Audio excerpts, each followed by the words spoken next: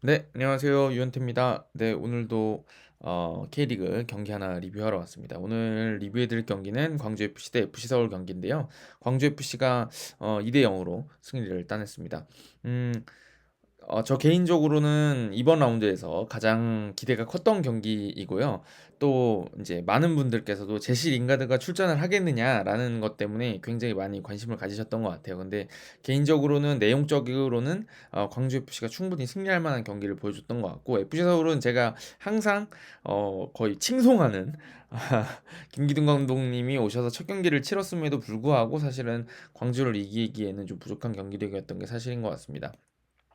그래서 저도 뭐 이제 이 민심을 팬들의 민심을 살펴보고 이제 리뷰를 하는 경우들이 많은데, 조금 이번 경기 못했다고 좀 많이 불만들도 있으시고, 또 특히나 제가 이제 FC 서울 전임 지도자 선생님들에 대해서 이런저런 평가를 많이 했었기 때문에 제가 평가하는 거랑 좀 다른 이야기들을 하시는 분들도 있는 것 같아요. 예, 그렇긴 하지만 제가 뭐 제 맘대로 하는 게 맞는 것 같아요. 그래서 제가 느낀 점을 설명을 드릴 테니까, 제가 다 맞다는 건 아니잖아요. 저 틀린 적도 많고 제가 예상하는 것들이 빗나가는 적도 너무 많기 때문에, 제가 가지고 있는 의견이 이렇다 이렇게 좀 봐주시면 좋을 것 같아요. 그래서 제가 이제 좀 말씀드리고 싶은 거는 좀 맞물려 있는 것 같아요. 그래서 광주 FC가 잘한 면이 있는 것과 함께 FC 서울이 아직 미숙한 면이 있거든요. 그게 어떻게 합쳐져서 이런 결과가 나왔는지를 조금 설명드리려고 합니다.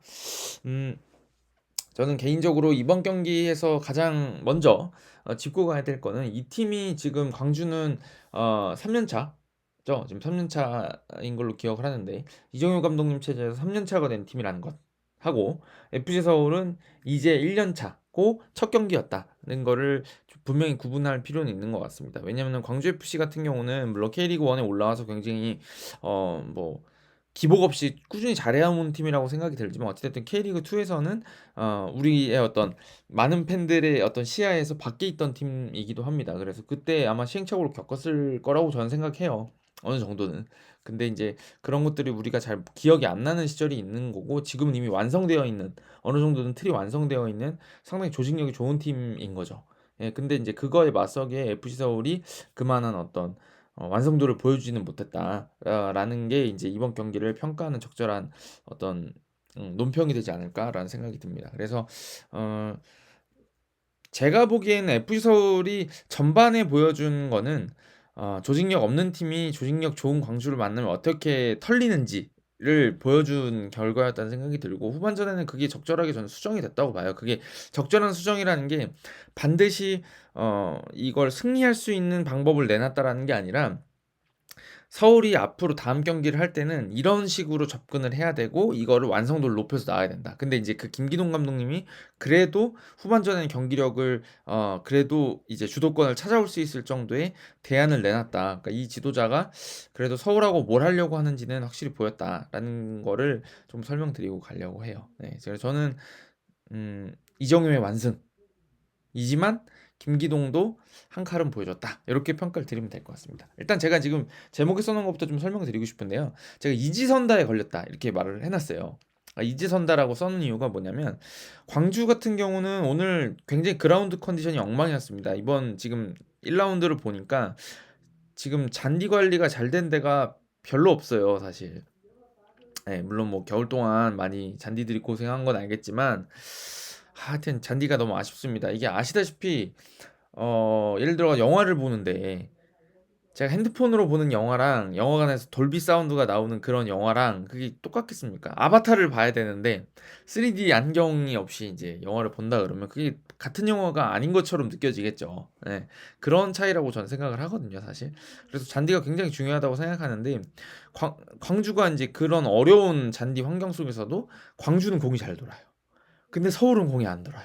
그죠? 그걸 보면은 확실히 분명히 광주가 서울보다는 지금 더 강한 팀이다라는 걸 현재 시점 3월 이 시점에서는 광주 FC가 FC 서울보다 강하다. 라는 걸 인정할 수밖에 없는 장면이 아니었나라는 생각이 듭니다. 근데 그러면 광주는 공을 왜 잘 돌리냐? 이게 굉장히 중요한 문제 아니겠습니까? 네, 그게 굉장히 중요한 문제인데, 저는 광주가 FC 서울 선수들 개개인한테 계속해서 이지선다, 죽음의 이지선다, 혹은 이제 삼지선다죠. 예, 답을 맞춰봐라를 계속 걸었던 것 같아요. 근데 인제 여기서 서울 선수들이 답을 확실히 못 내린 게 어떤 전반전을 말아먹게 되는 결과가 된 것 같습니다. 제가 적어 놓은 걸 좀 말씀드리면 제가 인제 주로 하이라이트에 나오는 장면으로 많이 보여드리는, 그러니까 말씀을 드리는 편이거든요. 전반 20 분에 이희균 선수의 선제골이 터졌잖아요. 근데 제가 보니까 첫 장면부터 아주 제가 원하는 아주 첫 장면부터 나오는 것 같진 않은데, 포포비치가 인제 탈압박을 하면서, 그러니까 수비를 한 명 벗겨내면서 중앙 쪽으로 치고 들어오면서 공격이 시작되거든요.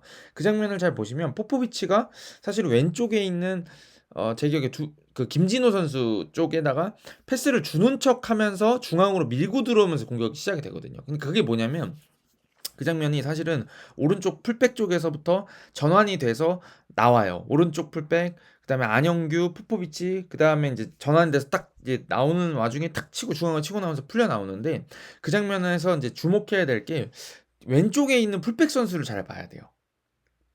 그게 오른쪽에 있던 아마 두현석 선수인 걸로 기억하는데, 두현석에서 안영규로 들어올 때 이미 풀백이 움직이고 있어요, 바깥쪽으로. 그 장면을 풀경기가 나오면 한번 돌려보시기 바라겠습니다. 그때 빨리 움직이고 있거든요. 근데 그게 뭐 어떻게 되는 거냐면, 안영규 선수까지 들어왔을 때는 김진호 선수였던 걸로 기억하는데, 김진호 선수가 당장 안영규한테 볼 받을 어떤 가능성은 크지 않아요. 크지 않은데 포포비치한테 볼이 넘어가면 그때는 바로 받아야 되는 상황이 되거든요.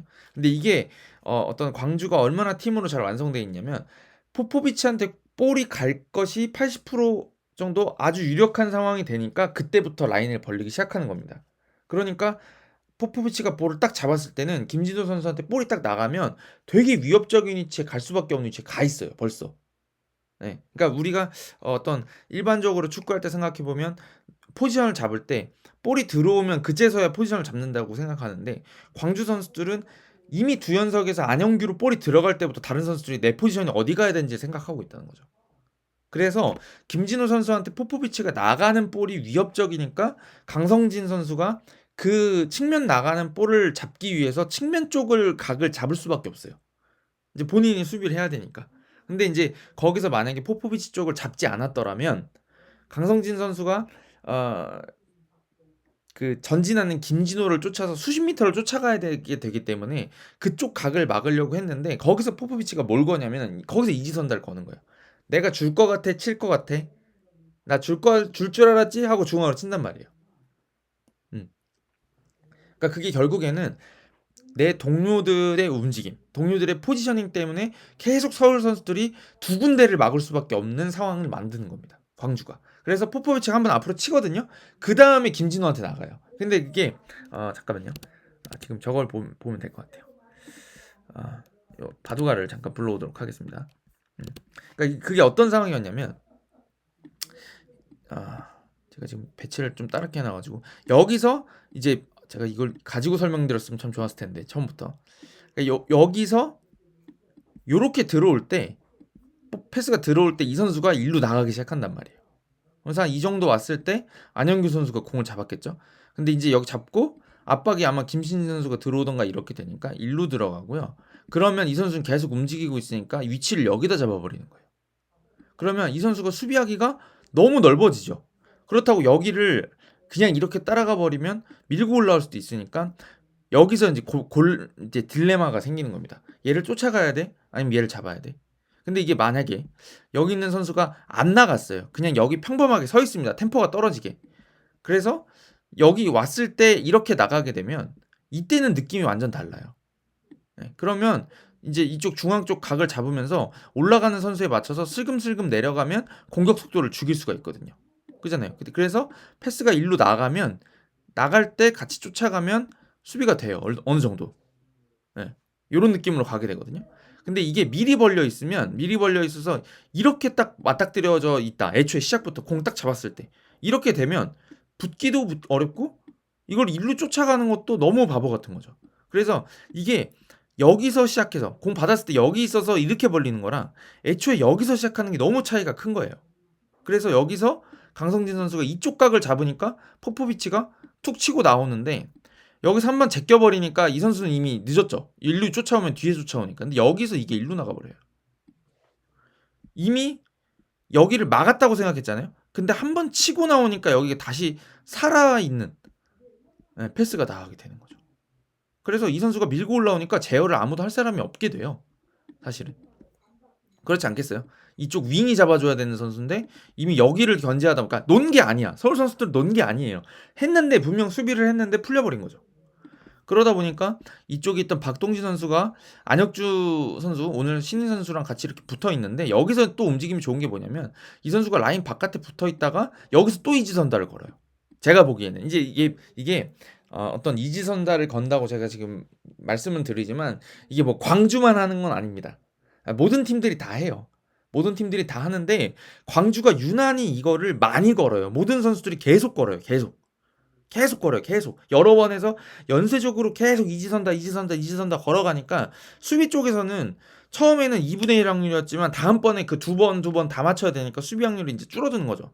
어려워져요. 점점 어려워져요. 여기서 어떻게 움직이냐면 일로 움직입니다. 중앙으로 박동진 선수를 놓고. 근데 처음에 받을 때는 받을 수 있는 각을 내니까 박동진 선수가 측면 쪽을 잡으려고 몸을 이쪽에다가 놓고 이제 이렇게 보고 있거든요. 시선은 이쪽, 드로우는 김진호 선수 쪽을 보고 있고 안혁주 선수를 쪽에다가 몸을 놓고 보고 있는 거예요. 근데 여기서 이제 이걸 어떻게 바꿔버리냐면 일로 들어와 버려요. 네, 그러니까 어떻게 되냐면 박동진 선수는 자기 등 뒤로 움직이는 거죠. 네. 그러다 보니까 그러면 어떻게 돼요? 수비할 때 돌아서 수비해야 되잖아요. 이렇게 몸을 돌려서 그럼 당연히 늦죠. 그러면서 여기서 뭔가가 또 일이 벌어지는 겁니다. 여기 들어가서 안혁주 선수가 이렇게 있었고 아마 여기 앞에 누가 한 명 잘랐던 것 같아요. 그죠? 그 다음에 아마 이건희 선수가 잡아서 뒤로 내줬는데 그것도 이쪽에 공을 내주고 안혁주 선수가 이렇게 들어갔었나?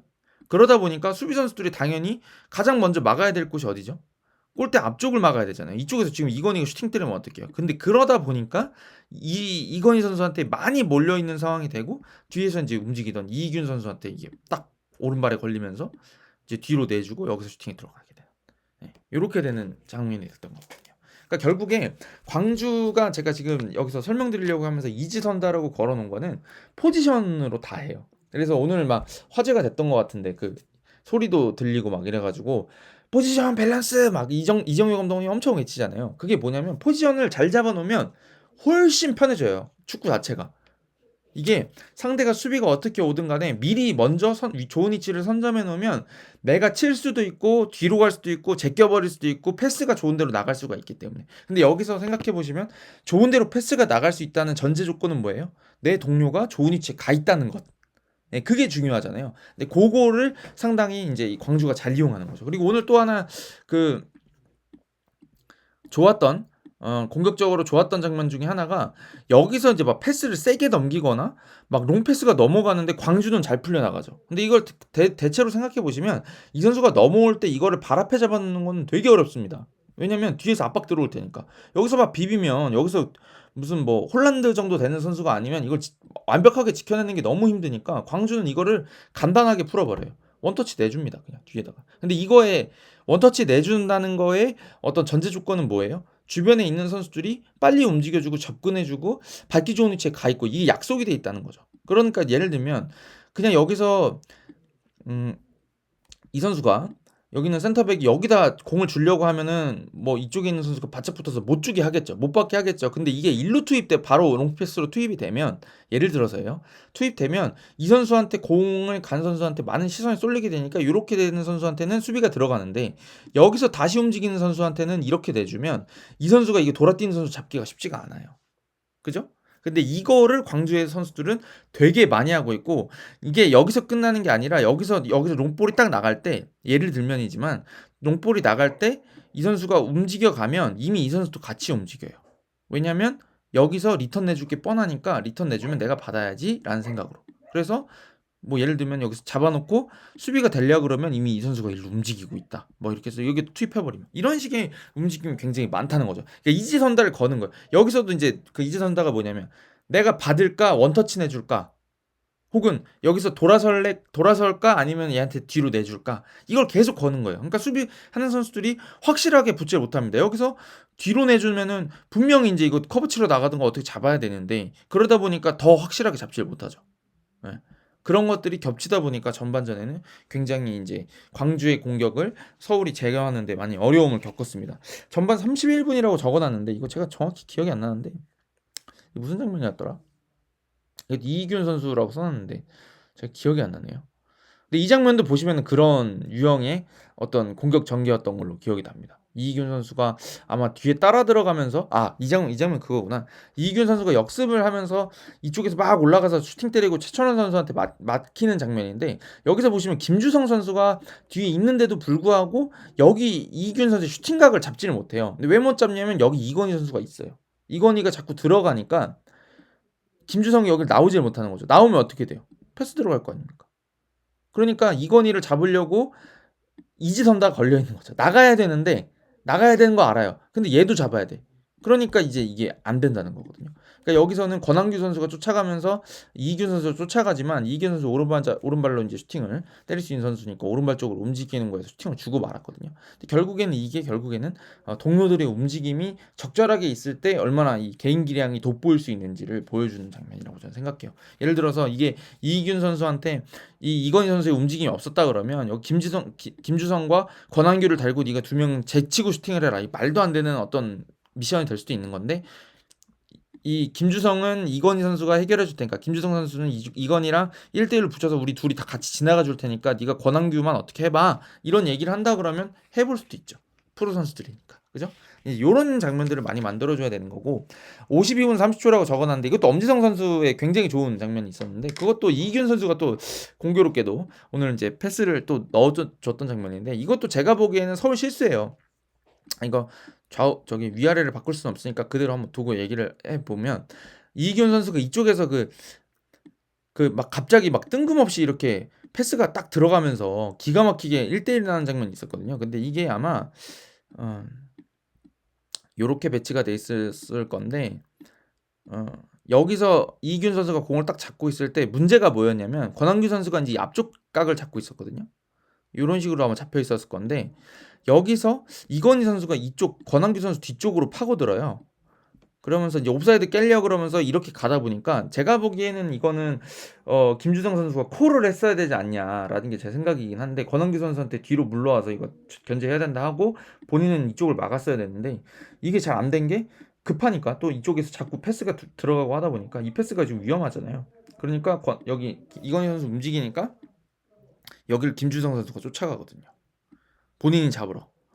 그러면 이거를 차라리 이쪽을 누군가가 커버를 빨리 내려오던가 아니면은 이쪽에서 이 수비 선수가 이쪽을 빨리 좁혔어야 되는데 이게 안 되다 보니까 그냥 이게 패스가 일루 강하게 들어갔는데 그냥 엄지성 선수한테 열려버리는 결과가 됐거든요. 이거 거의 뭐 실점과 다름 없는 장면이 아니었을까 싶을 정도로 완벽하게 이제 수비 조직이 깨지는 장면이 나왔는데 이것도 사실은 이지선다죠. 김주성 선수한테는 야 이건이 뛰는데 이거 잡아야 되냐 아니면은 이걸 엄지성을 잡아야 되냐 자꾸 이렇게 거는 거죠. 움직임을 먼저 해주니까. 그러니까 결국에는 광주의 그 어떤 강점은 개개인 능력도 있지만 이런 동료들의 움직임을 적절히 활용하고 그러니까 내가 움직임은 해요. 내가 이기적으로 내가 골 넣으려고 위협적인 움직임을 하지만 그거를 서로가 인지하고 있고 내가 그럼 얘가 이렇게 움직일 때 다음을 어떻게 해야 될까를 잘 생각하고 있기 때문에 그거를 역이용해서 상대가 이렇게 움직일 거니까 나는 그 다음 거를 생각해야지. 그러니까 수싸움이 빠른 거예요. 수싸움이.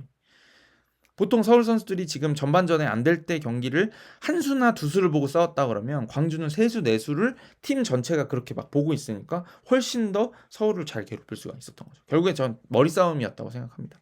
전반전은. 자, 그렇게 돼서 광주가 전반전을 상당히 압도할 수 있었다. 이렇게 설명드릴 수 있을 것 같아요. 그래서 전반전에는 또 그리고 이 얘기도 꼭 드려야 되는데 이정효 감독님이 제가 보기에는 조금 생각도 많이 고민을 해왔다고 느꼈던 장면이 뭐냐면 전반전에 이제 서울도 압박을 시도를 했잖아요. 그리고 오늘 그 잔디가 말씀드렸던 대로 그렇게 좋지 않았고 광주는 그거를 더 잘하고 있었을 거라고요. 홈구장이기 때문에. 그래서인지 본인들이 압박당하고 조금 어려운 상황이 오면 평소 같으면은 좀 집착에 가까울 정도로 돌릴 때도 있었잖아요. 광주가 사실. 근데 오늘 같은 경우는 롱패스를 적절히 섞었는데 롱패스가 누구한테 계속 향하냐면 가브리엘한테 향했습니다. 오른쪽 윙어였던 그 외국인 선수한테. 근데 그쪽이 제가 보기에는 서울한테 조금 취약한 점이었던 것 같아요. 그러니까 제가 보기에 김진야 선수는 빠른 선수들한테는 대처가 될 수 있는 선수인데 사실 크고 힘 좋은 선수들한테는 그렇게까지 이렇게 수비적으로 안정적인 느낌은 아니거든요. 그렇지 않나요? 근데 이제 이 가브리엘 선수가 보니까 크고 빨라요. 약간 예전 로페스 보는 것 같아. 그 로페스가 아니라 로페즈라고 우리 공식 명칭 로페즈니까 로페즈가 잘할 때 느낌 같은 게 좀 있었어요. 그죠? 그러니까 김진야 선수보다 압도적으로 빠르진 않은데 힘이 좋아요. 근데 또 힘이 좋은 선수를 붙이기에는 얘가 빨라. 그리고 기술이 있어. 그러다 보니까 굉장히 이제 어렵게 만든 선수였는데 전반전에 공격이 뭔가 이게 빌드업하다가 안 풀리면 그쪽 가브리엘 쪽에다 때려버린 다음에 네가 해결 좀 해줘라 이렇게 부탁을 해버리는 것처럼 해버리니까 그쪽에서 또 혈이 뚫리는 음, 그런 느낌이 들었죠. 그래서 제가 보기엔 전반은 사실은 광주가 계산에 나왔던 대로 그 완벽한 경기 운영을 했던 게 아닌가 싶습니다. 네. 그 다음에 이제 또 서울 얘기를 좀 드리면 서울은 제가 보기에는 그 항상 제가 그 빌드업 얘기 많이 들을 때 이런 말씀 많이 드렸거든요. 이제 그 포항에 계실 때 김기동 감독님은 주로 이쪽에서 측면 공격을 쓰고 싶을 때 위치를 다시 바꿔볼까요? 이렇게 좀 바꿔놓고 얘기 말씀드리면 그 빌드업 할 때 이제 이쪽에서 이 측면 풀백들을 좀 자주 쓰시고 그 공격 가담하는 거를 이제 잘 쓰시는 지도자인데 이쪽에서 이렇게 나와서 이쪽을 써야 될 때 지금 패스 길이가 길어지면 이제 잘리잖아요. 그래서 이렇게 되면 이제 잘리게 되는 결과가 되는데 요거 막을 때 이제 보통은 포항에서는 미드필더들이 이렇게 밖으로 빠져나와서 여기를 이렇게 연결해 주는 경우들이 많았습니다. 사실은. 그리고 이제 나중에 되면 다시 들어오고 이렇게 이제 많이 썼었는데 오늘 같은 경우는 이제 기성용 선수를 내려놓고 권한규 선수랑 김주성 선수가 올라오게 되는 이렇게 해서 이쪽에서 김주성 선수가 직접 밀고 올라오기도 하고 이제 이쪽하고 연결이 되는 경우들도 있었는데 좀 어려웠던 거는 말씀드렸던 대로 이제 잔디가 안 좋다 보니까 이거는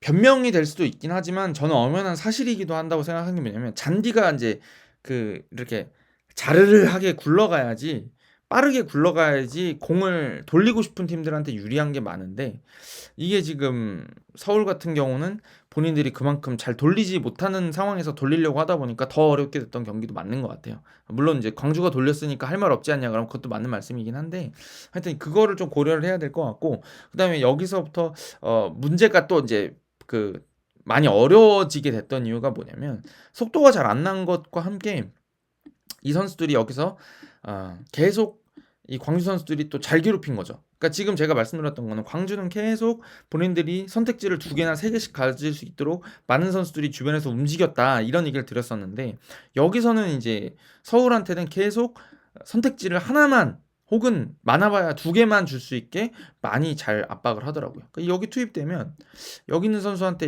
이렇게 바짝 붙어 있고 나잖아요. 그러면 이제 줄 데가 없어지는 거죠.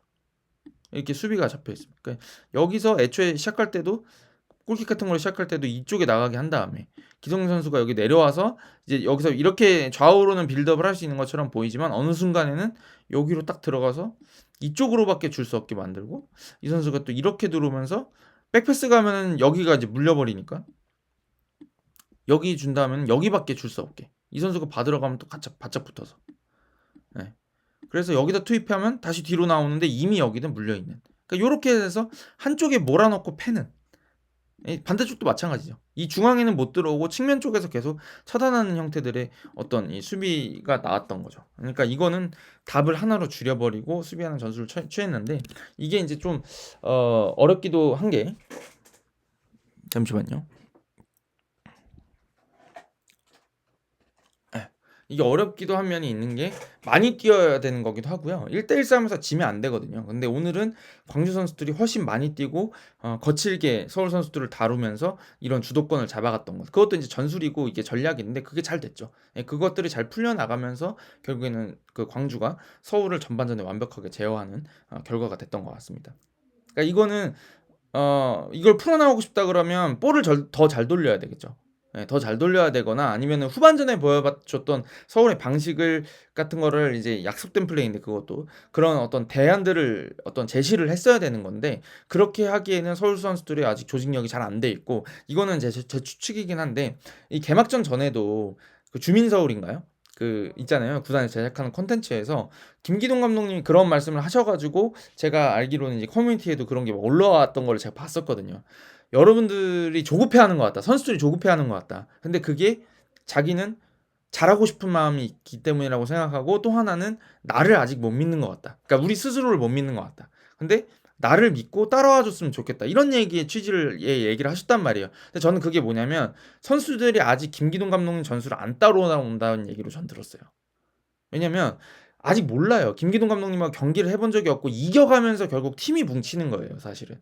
지도자가 아무리 좋은 지도자가 오더라도 이 사람께 맞아라고 의심할 수 있어요. 본인들이 하던 축구가 있고 자꾸 다른 거를 시키게 되고 내가 익숙하지 않은 옷을 입히려 그러면 선수들이 의심하죠. 이거 해도 돼? 이렇게 해도 되는 건가?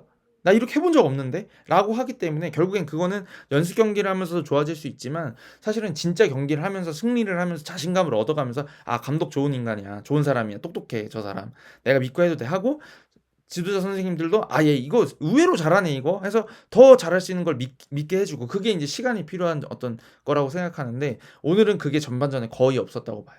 그래서 오늘도 제가 이제 경기 후 인터뷰를 보니까 선수들이 아직 전에 하던 것들, FC 서울의 그 여지까지 했던 축구랑 내 축구랑 섞여서 나온 것 같다라고 하는 게 전 그런 것 같아요.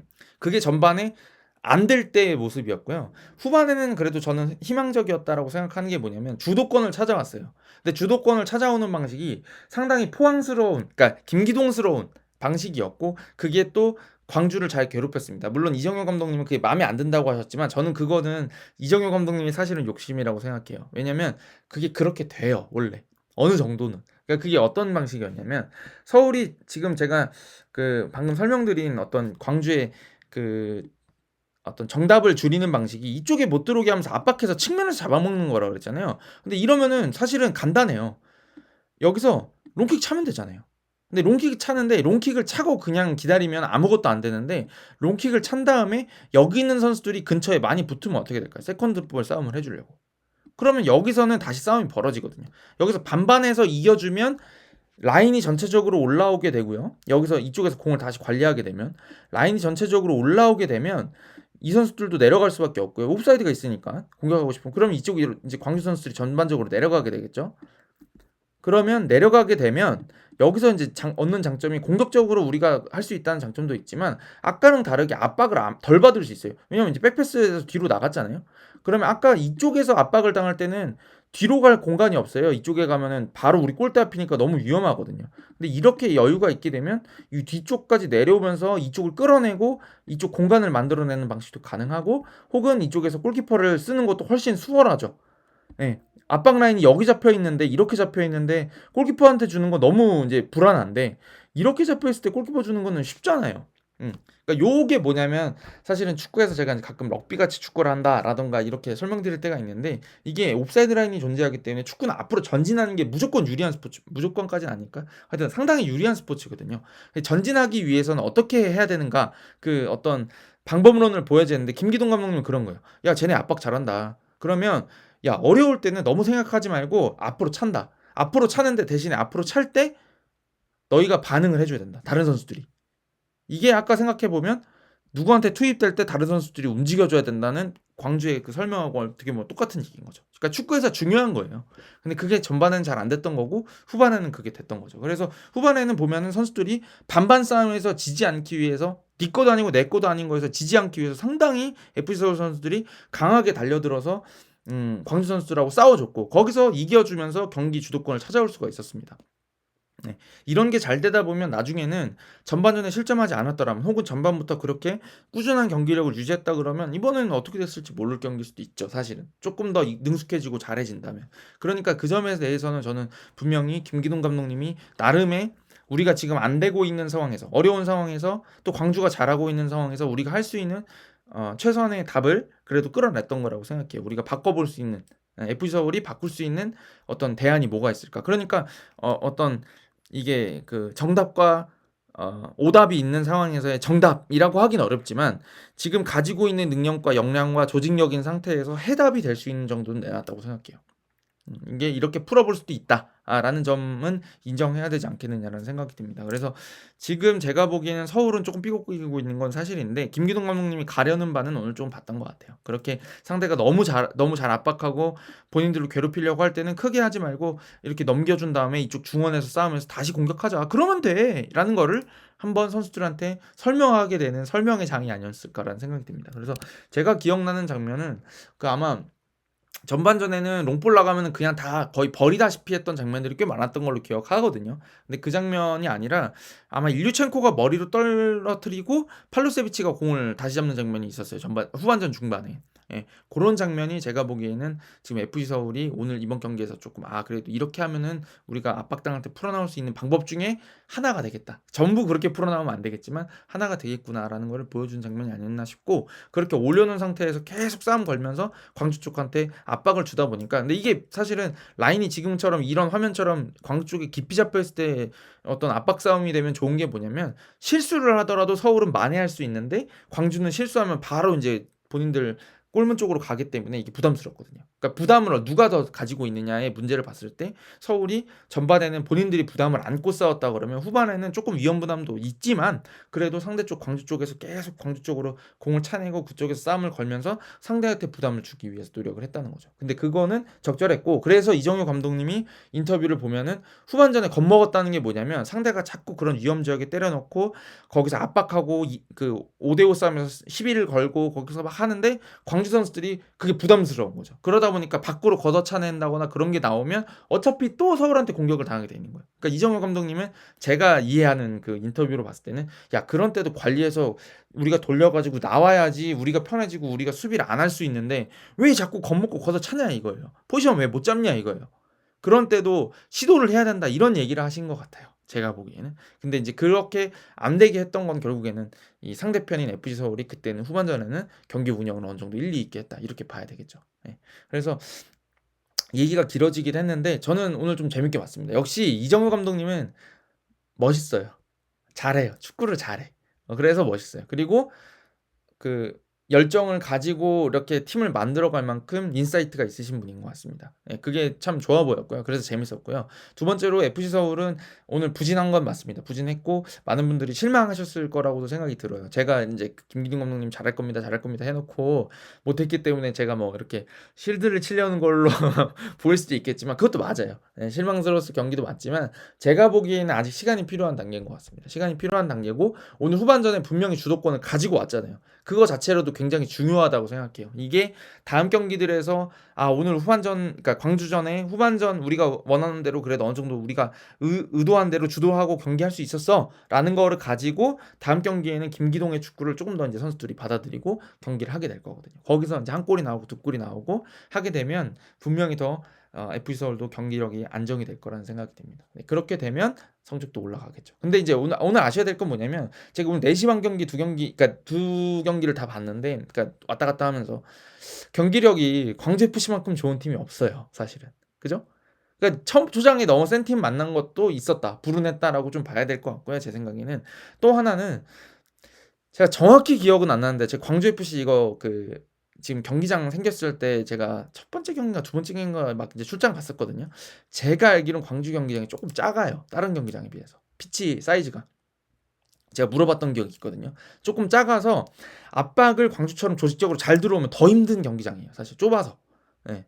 넓을수록 이제 공격하는 팀 많이 돌리려고 하는 팀이 이렇게 된 건데 이제 또 그러면 또 반대로 얘기할 수 있죠. 광주는 그럼 왜 잘하는데? 광주는 완성된 팀이니까 잘하죠.